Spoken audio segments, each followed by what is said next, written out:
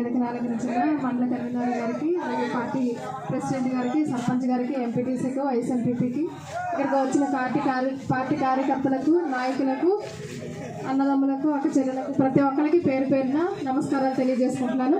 ఈరోజు మన వైఎస్ఆర్ పార్టీ స్థాపించబడి 12 సంవత్సరాలు కంప్లీట్ చేసుకొని 13వ సంవత్సరాలకి అడుగు చాలా సక్సెస్ఫుల్గా మనం కంప్లీట్ చేసుకొని 13 సంవత్సరాలకి అడుగు పెట్టినందుకు మీ అందరికీ కూడా శుభాకాంక్షలు తెలియజేసుకుంటున్నాను. మన వైఎస్ఆర్ పార్టీ ప్రజల పార్టీ, ఒక పోరాటం నుంచి ఉద్భవించిన పార్టీ. జగనన్న ఒక్కరిగా వచ్చి ఇంతమంది ప్రజాదరణ పొంది ఒక మహాసముద్రాన్ని తన వెంట నడిపించుకుంటున్న పార్టీ. 2014లో అలాగే 2014లో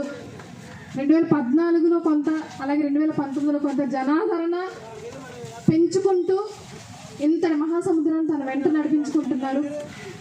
అది ఎంత ఒక్కరికే సాధ్యం కాదు, మనందరం కూడా సపోర్ట్ చేయబట్టే. ఆయన ధైర్యం కూడా ఎప్పుడు చెప్తూ ఉంటారు, నా ధైర్యం అంతా నా ప్రజలే అని చెప్పి. మనమందరం కూడా ఆ ధైర్యాన్ని కోల్పోకుండా మన కోసం ఆయన అంత కష్టపడి సంక్షేమ పాలన అందిస్తున్నందుకు చిన్న చితక అందరూ కూడా అందరి కష్టాన్ని కూడా ఆయన గ్రహించి ప్రజా సంకల్ప యాత్రలో ఏవైతే ఆయనకి ఇబ్బందులు చెప్పారో ఆ ఇబ్బందులన్నింటినీ కూడా గ్రహించి ఒక సంక్షేమ పథకాలని, ఒక సంక్షేమ క్యాలెండర్ని ఏర్పాటు చేసుకొని ఆ కష్టాలని అన్నిటిని కూడా అందరూ పొందుపరుచుకొని ఆ సంక్షేమ క్యాలెండర్ని ప్రతి సంవత్సరం కూడా డేట్ తూచా తప్పకుండా కూడా డబ్బులు ఉన్నా లేకపోయినా మన రాష్ట్రం ఆర్థికంగా ఏ పరిస్థితిలో ఉందో మన అందరికీ తెలుసు. అయినప్పటికీ కూడా డేటు ఫిక్స్ చేసి సంక్షేమ పాలన అందించి ఈ మన రాష్ట్రాన్ని సంక్షేమం అలాగే డెవలప్మెంట్ అభివృద్ధి చేస్తున్న మన జగనన్నకి మనందరం కూడా సపోర్ట్ చేయాలి. అంతకుముందు ఎంత సపోర్ట్ చేసామో అంతకంటే ఎక్కువగా సపోర్ట్ చేయాలి.